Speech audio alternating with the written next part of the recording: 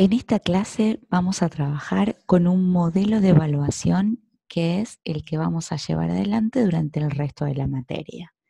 Nosotros vamos a profundizar en el modelo de evaluación centrado en el proceso. Pero antes de ver en detalle de qué se trata, cómo funciona, cómo trabaja el docente con él, tenemos que definir esta palabra proceso, que es muy usada en educación, muy usada en pedagogía y en didáctica, pero no siempre la usamos con el significado que en el modelo de evaluación esta palabra va a tener. Recordemos algo que ya hemos visto al iniciar el trabajo de esta unidad didáctica. Hemos visto que hay dos posiciones, hay dos maneras de ver la evaluación que se encuadran en dos paradigmas, en dos formas de ver la educación.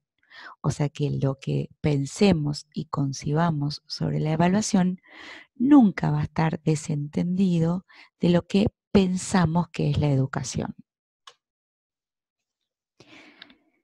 Entonces podemos contrastar dos paradigmas, dos formas de ver la educación que hemos denominado, siguiendo a un autor rosarino que es Darós, paradigma didáscalo-céntrico y paradigma paidocéntrico, o siguiendo a Nott, paradigma heteroestructurante y paradigma autoestructurante. Vamos a ver con detenimiento qué tipo de evaluación o qué definición, qué concepción de la evaluación se sostiene de cada uno de los paradigmas. Inicialmente concentrémonos en qué es lo que se evalúa según cada uno de estos modelos. Desde el paradigma didáscalo-céntrico o centrado en el docente, consideramos a la evaluación una instancia de comprobación de los resultados del aprendizaje, en la cual verificamos que el proceso se haya producido, que lo que se haya trabajado haya sido eficiente en términos de resultados de aprendizaje.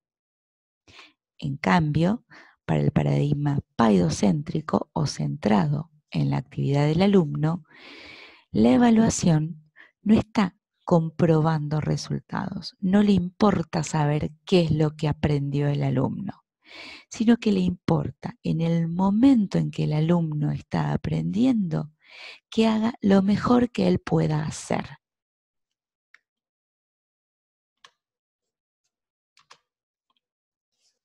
Respecto de la finalidad con la cual se evalúa, para el paradigma didáscalo-céntrico, vamos a proponernos medir la distancia que hay entre lo que esperamos que el alumno aprenda, objetivos o metas de aprendizaje, y lo que realmente el alumno ha aprendido al finalizar una secuencia didáctica o trayecto formativo. En cambio, para el otro paradigma, no interesa contrastar, comparar lo que el alumno debió aprender con lo que aprendió, sino es importante que el alumno vaya progresando en algún sentido, que vaya cambiando sus estrategias y sus saberes, que haya movilidad en los saberes que utiliza. Ahora, si esa movilidad es la esperada, no importa. Lo que importa es que haya movilidad en los saberes.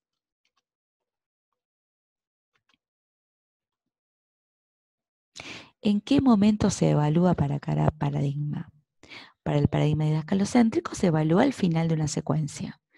Enseño durante determinado tiempo, cuando supongo que ya el alumno aprendió, recién ahí evalúo y digo, bueno, a ver, todo lo que enseñé, ¿el alumno lo aprendió?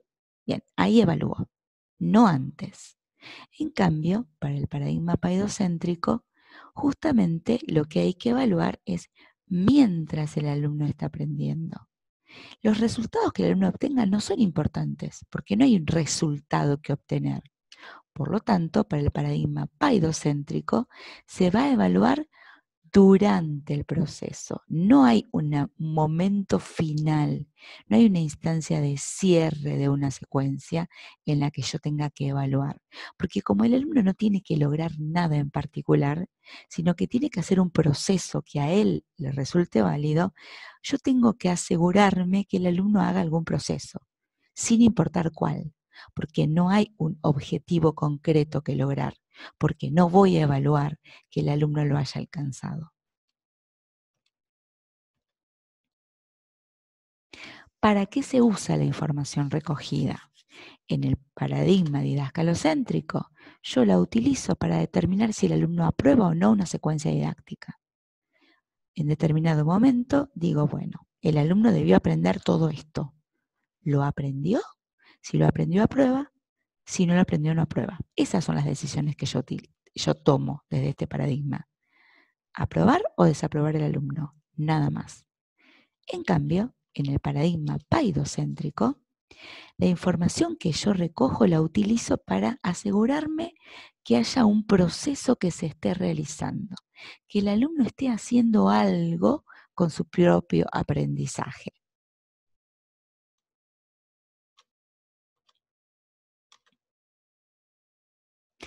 ¿Quiénes pueden evaluar desde este paradigma? Bueno, como evaluar para el paradigma didascalocéntrico es corroborar que se hayan obtenido los resultados esperados, quien puede determinar que el alumno haya llegado a las metas de aprendizaje es el docente y nadie más que el docente. En cambio, en el paradigma paidocéntrico, quienes están más cerca del proceso, quienes saben realmente lo que están haciendo, cómo lo están haciendo y para qué lo están haciendo, son los mismos alumnos. Por lo tanto, no hay mejor evaluador que el mismo alumno cuando se autoevalúa o que sus compañeros cuando se coevalúan.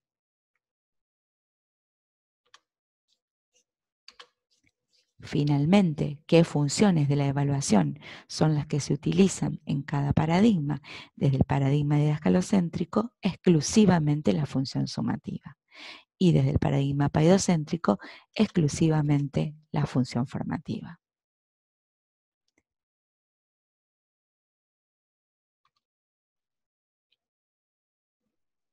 Ahora bien, cuando hablamos de estos dos paradigmas educativos, de los cuales se deducen dos concepciones y enfoques de la evaluación completamente opuestos, los estamos considerando de manera pura.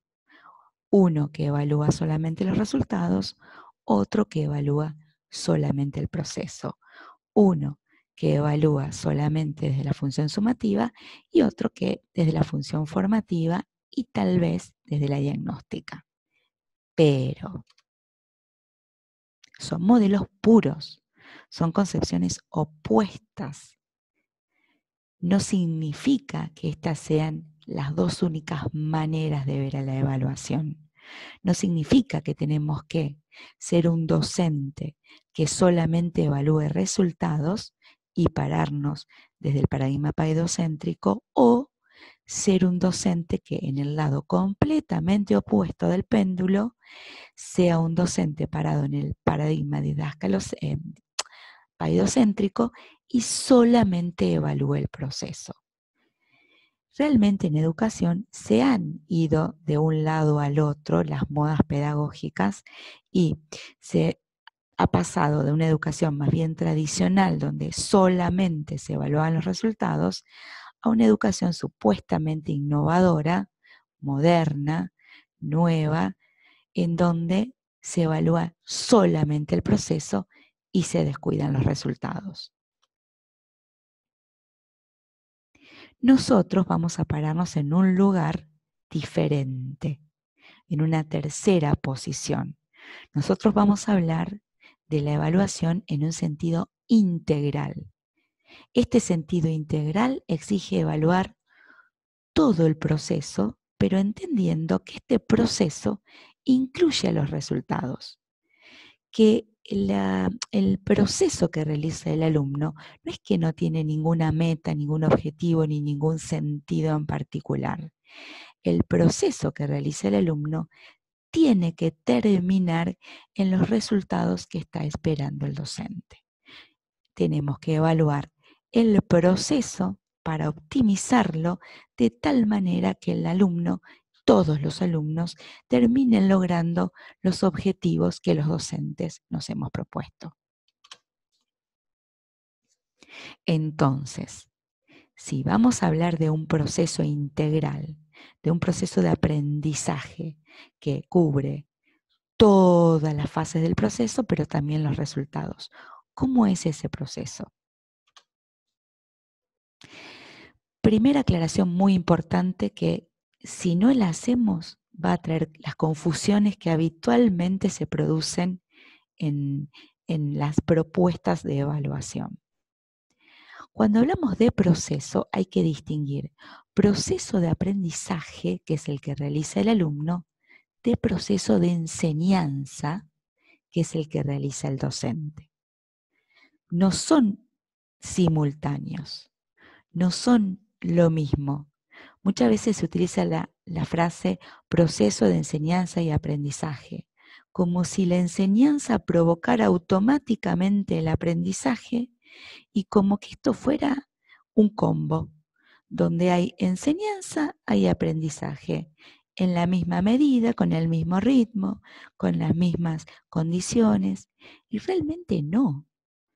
El proceso de enseñanza lo realiza el docente, tiene ciertas características, y el proceso de aprendizaje lo realiza el alumno y tiene otras características. No es un combo. No es que a un proceso de enseñanza le corresponde siempre un mismo idéntico proceso de aprendizaje. Vamos a separarlos. En el proceso de enseñanza, el docente utiliza determinadas acciones para facilitar el aprendizaje de ciertos contenidos en determinado tiempo y con determinada secuencia. Eso implica que hay tiempos delimitados administrativamente. La enseñanza empieza, supongamos, ¿no?, en el ciclo lectivo habitual de un colegio secundario. Empieza los primeros días de marzo y termina como proceso sistemático en el cual se desarrollan contenidos, termina fines de noviembre. En el medio, este proceso de enseñanza va a estar determinado por trimestres, determinado por semanas, determinados por una carga horaria, determinado por los tiempos que administrativamente la educación le impone al docente. También este proceso de enseñanza tiene una secuencia y un ritmo que está pautado. El docente primero enseña una cosa, después otra, según lo que va planificando. Y por último, como característica esencial, el proceso de enseñanza va destinado a todo el grupo clase, masivamente. O sea, simultáneamente el docente enseña para todos. Ahora, el proceso de aprendizaje es lo que el alumno pone en juego para adquirir los saberes que el docente le propone y que todavía no posee. El tiempo, la secuencia y el ritmo son subjetivos, son de cada alumno. El docente puede ir por un lado con su proceso de enseñanza y el alumno puede ir completamente por otro lado. Y esto no significa que haya un incumplimiento por parte del alumno. No es algo negativo y que tenemos que castigar. No es algo que el alumno lo hace o desarrolla determinado proceso de aprendizaje porque no está comprometido con la materia, porque no le interesa. No, puede haber algo de eso, pero nosotros no podemos tener como única explicación de un proceso de aprendizaje que no cumple con mis expectativas de docente, no podemos poner como única explicaciones porque el alumno no quiere. Porque como ustedes han visto perfectamente en otras materias, el proceso de aprendizaje es subjetivo, es individual, es particular, sigue su propio ritmo, independientemente muchas veces de lo que el alumno quisiera o le gustaría.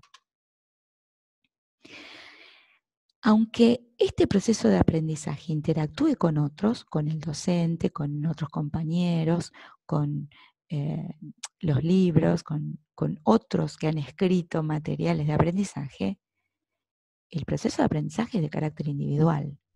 ¿Lo realiza o no lo realiza el alumno? No es grupal. La enseñanza sí es grupal, es simultánea para todos igual. El aprendizaje no. El aprendizaje de cada alumno tiene un componente absolutamente individual y subjetivo.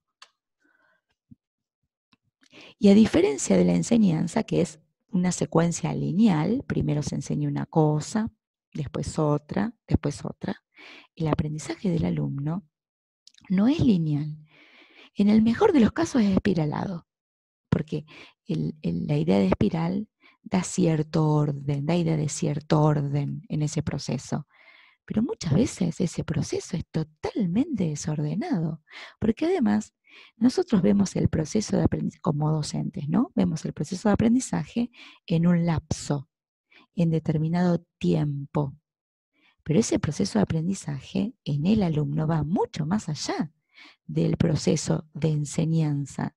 Yo termino de trabajar con ustedes en junio, en esta materia. Ustedes siguen estudiándola y yo los sigo acompañando mientras la estudian, la rinden en agosto, pero tal vez muchas cosas de las que dimos en esta materia les terminan de cerrar o la terminan de aplicar o de revisar dentro de un par de años. Por lo tanto, el proceso de aprendizaje es totalmente desfasado en cuanto a tiempo y ritmo de lo que el docente propone. Si lo vemos gráficamente, tomémonos un minutito y pensemos. El proceso de enseñanza como la barra, la línea, la flecha que se va a desplazar arriba. Y los procesos de aprendizaje de cada uno de estos alumnos son las líneas que están debajo. Más o menos, y si pudiéramos graficarlo de alguna manera, el proceso de enseñanza y los procesos de aprendizajes operarían de esta manera. El proceso de enseñanza sigue una secuencia determinada y se van sumando a esa secuencia los procesos de aprendizaje de los alumnos en distintos tiempos y con distintas duraciones. Veámoslo nuevamente. El proceso de enseñanza se desarrolla en un tiempo que es la flecha de arriba, la barra de arriba, y los procesos, las líneas de abajo de aprendizaje, se desarrollan en distintos momentos. Cuando el docente evalúa en un mismo momento. Ahora, encuentra distintas situaciones. Estos procesos de aprendizaje, cuando el docente se pone a mirar lo que está ocurriendo o lo que ocurrió, ve distintos momentos o distintas condiciones de desarrollo de esos procesos. Cuando a lo mejor el proceso de aprendizaje de Lucía, cuando el docente evalúa a Lucía está casi finalizando el proceso, Pedro todavía está terminando de armar ese concepto o ese procedimiento que el docente le está enseñando, y Juan todavía no comenzó.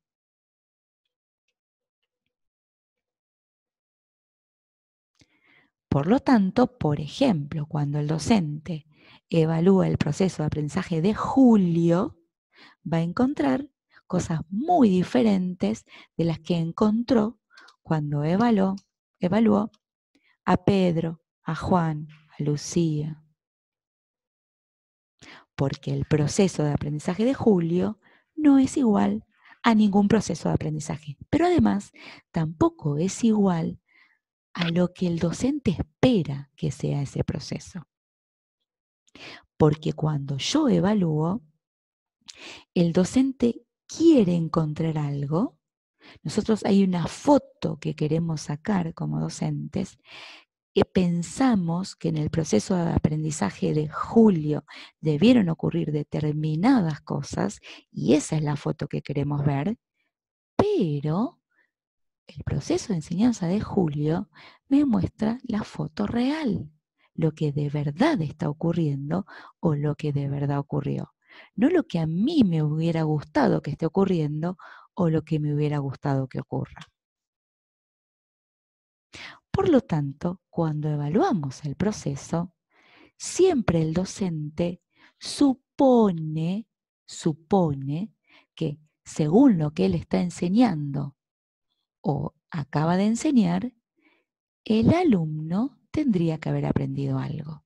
En cambio, lo que la foto me muestra en el aprendizaje del alumno es lo que realmente está ocurriendo, independientemente de lo que a mí me gustaría que ocurra. En la foto que queremos que nos muestre la evaluación es lo que, según mi planificación de la enseñanza, debiera estar ocurriendo en el proceso de aprendizaje. Las fotos que me muestran los procesos de aprendizaje es lo que realmente ocurre. Entonces, entre esto que nosotros queremos que ocurra y lo que realmente ocurre en los procesos de aprendizaje, hay mucha diferencia. ¿Qué queremos que ocurra desde la planificación? ¿Cómo piensa generalmente el docente el proceso de aprendizaje? Y el docente piensa que cuando desarrolla una secuencia didáctica o una unidad didáctica o una clase, lo primero que ocurre es que cuando el docente presenta los contenidos inicialmente, hay un primer contacto, una primera interacción del alumno con ese contenido en la cual utiliza sus saberes previos. ¿Qué piensa el docente? Que después de este primer momento o acercamiento, el alumno realice una interacción más profunda con ese contenido, con la mediación del docente, se interioriza, se involucra con el contenido, intenta comprender los conceptos que le estamos enseñando, prueba los procedimientos que le ofrecemos, los pone en práctica, si tiene dudas se las saca, si algo funciona mal, lo pregunta. Si algo no está ocurriendo, el alumno se da cuenta y pone como una alarma en su proceso de aprendizaje y pide ayuda. Todo esto es lo que el docente cree que debiera ocurrir, lo que le gustaría que ocurra. Y finalmente lo que le gustaría que ocurra es que, finalizada esa secuencia didáctica, cuando evalúa para ver si el alumno adquirió esos contenidos estén. El alumno pueda mostrar esas adquisiciones. Por lo tanto, inicialmente, el docente va a utilizar la función diagnóstica para ver qué tipo de vinculación hace el alumno entre sus saberes previos y los saberes que el docente quiere enseñarle. ¿Pero qué espera el docente? Que haya una vinculación. ¿Y qué espera el docente? Que esa vinculación sea pertinente, que no sea arbitraria, que realmente el alumno pueda vincular sus saberes previos con eso que el docente le está enseñando. Eso es lo que espera el docente. Y utiliza la función diagnóstica para ver cómo se está dando esta vinculación y, de alguna manera, chequear que se esté dando adecuadamente. Cuando luego de ese contacto inicial con el contenido nuevo, el docente empieza a trabajar enseñando, informando, instruyendo sobre esos contenidos y el alumno empieza a aprenderlos, el docente, ¿qué espera? Y que si hay alguna duda, que si hay algún problema, que el alumno, en clase levante la mano y pregunte si no entiende, que si hizo una actividad y algo no lo comprendió, que le mande un correo electrónico o que plantee una duda en el foro o que, no sé, que de alguna manera, si hay algún problema, el alumno lo detecte y lo consulte. Esto es lo que espera el docente. Y también espera que si realiza una actividad, es decir, utiliza la función formativa para detectar estos errores puedan ser detectados y puedan ser corregidos. De tal manera que cuando utilice al final de esta secuencia didáctica la función sumativa, estos errores ya no estén, estas confusiones y estancamientos ya no se produzcan y el alumno muestre haber adquirido sin problemas los contenidos que el docente le enseñó. Esto es lo que el docente considera ideal. Esto es lo que cualquier docente pretende de un aprendizaje, digamos, tipo, un aprendizaje, comillas, normal. Un aprendizaje que coincide con la planificación, con cómo tiene armado su proceso de enseñanza el docente. Ahora, lo que el docente planifica, considera deseable, considera probable y espera encontrar en los alumnos, no siempre ocurre. Porque esto que el docente espera es solo lo que el docente imagina cuando planifica la enseñanza. Pero el aprendizaje no es planificable. El docente sí puede planificar la enseñanza y puede planificar los momentos en que va a evaluar desde cada una de las funciones. Pero esto no significa que cuando el docente vaya a utilizar la función diagnóstica, cuando el docente vaya a utilizar la función formativa o cuando el docente vaya a utilizar la función sumativa, encuentre aquello para lo cual utiliza estas funciones. O sea, por ahí utilizamos la función diagnóstica, armamos una actividad en función diagnóstica y muchos de los alumnos no terminan vinculando adecuadamente o no terminan vinculando ningún saber previo con esto que yo les quiero enseñar. Cuando utilizamos la función formativa, muchas veces vamos a querer encontrar cuáles son esos desvíos, esos errores, y no aparecen. No aparecen porque ya no están o no aparecen porque la actividad que yo preparé no fue la adecuada o porque la actividad fue adecuada, pero los alumnos no la hicieron o los alumnos la hicieron y mostraron otro tipo de problemas que no eran los que yo estaba esperando encontrar. Y finalmente puedo llegar a utilizar la función sumativa para querer encontrar aprendizajes logrados y no los encuentro.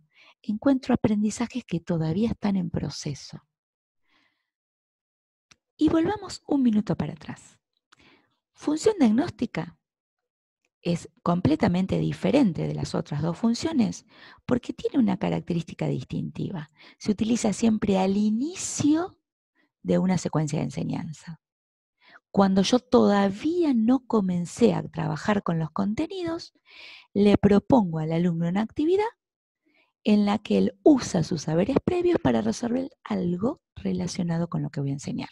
Pero siempre está al inicio de una secuencia didáctica, al inicio de una clase, al inicio de una unidad didáctica. Pero la función formativa y la función sumativa las utilizo una vez que yo ya he trabajado con los contenidos. Una vez que yo ya he dado una clase expositiva o haber proporcionado un material de lectura. Es decir, yo armo una actividad en función formativa y sumativa luego de haber enseñado, luego de haber puesto al alumno en conocimiento o en situación de poder interactuar con los contenidos, no antes como en la función diagnóstica. Pero si digo que en ambos casos, función formativa y función sumativa, ambas se utilizan una vez que el alumno ya se ha encontrado con los nuevos contenidos, estoy diciendo lo mismo. Estoy diciendo lo mismo para las dos funciones. Sí, porque estoy hablando del tiempo en que se utiliza la función formativa y sumativa. Este tiempo que es luego de la instrucción, luego de que yo trabajé con los contenidos. Pero función formativa y función sumativa, si bien coinciden en el momento en que las uso, porque las uso después de haber trabajado con los contenidos, no tienen la misma finalidad. Porque cuando el docente va a mirar el aprendizaje del alumno en función formativa, espera encontrar errores, porque considera que el alumno recién está comenzando a entender. Entonces yo ya le enseñé, yo ya le expliqué, yo ya les propuse un material para estudiar, pero creo que todavía no lo entendieron. Sospecho, y sospecho bien, que antes de esperar un resultado completo, el alumno tiene que hacer un proceso en el cual se va a encontrar con confusiones, con cosas que no termina de entender, con cosas que no termina de aplicar, con cuestiones que no termina de distinguir, y que en eso consiste el proceso de aprendizaje. El proceso, cuando está en situación de desarrollo, o sea, proceso propiamente dicho, cuando el alumno está aprendiendo, y utilizo el gerundio a propósito, cuando está aprendiendo es cuando todavía no entendió bien, cuando todavía subsisten errores. Y es ahí cuando utilizo la función formativa. Cuando supongo, cuando creo, pero no hay seguridad de que esto haya ocurrido, cuando creo que ya no debiera haber errores, que ya no debiera haber problemas de confusión, cuando ya considero que este proceso está en la etapa final, porque ya está adquirido el aprendizaje y ya no hay más desvíos, confusiones y errores, ahí utilizo la función sumativa para ver los resultados. Entonces, función formativa y sumativa siempre después de haber enseñado. Pero función formativa cuando yo veo que todavía el alumno necesita de mi ayuda. Función sumativa cuando ya considero que esta ayuda ha sido dada, que estos errores han sido detectados y subsanados y ya el alumno debiera haber adquirido los contenidos. Por lo tanto, desde el modelo de evaluación centrado en el proceso, se recoge información sobre todo el proceso de aprendizaje. Sobre el inicio, cuando el alumno comienza a realizar vinculaciones entre sus saberes previos y lo que va a aprender. Durante el proceso, cuando empiezan a aparecer y deben aparecer, porque si no aparecen es porque yo no estoy enseñando bien, porque no le estoy proponiendo al alumno actividades para que estos errores y confusiones aparezcan, y si no aparecen ahora van a aparecer en la evaluación final. Entonces, tienen que aparecer a tiempo para que yo los pueda corregir a tiempo. Entonces, mientras el proceso ocurre, tienen que aparecer errores y confusiones, ahí también evalúo, y también evalúo al final de la secuencia didáctica o de este proceso, cuando supongo que los aprendizajes han sido adquiridos. Entonces, en la planificación docente siempre hay un inicio en el cual corresponde utilizar la función diagnóstica, y estamos hablando de una secuencia de enseñanza, no de una materia entera. Yo utilizo la función diagnóstica cuando estoy por comenzar una secuencia didáctica. La utilizo mientras el alumno está adquiriendo estos saberes y la utilizo como función sumativa cuando supongo que el alumno ya los ha adquirido. Pero volvamos a esta cuestión. Que yo utilice estas funciones en determinado tiempo que coinciden con la planificación de mi proceso de enseñanza, no significa que vaya a encontrar lo que espero encontrar en cada uno de los aprendizajes de los alumnos. Porque los procesos son individuales. Y cuando yo evalúo desde determinada función, encuentro cosas diferentes. Por ejemplo, evalúo en el medio de lo que yo considero, en el desarrollo del proceso, en el medio del proceso, y espero encontrar determinados errores. A veces encuentro y a veces no encuentro. Utilizo la función sumativa y espero encontrar determinados resultados. A veces encuentro y a veces no encuentro.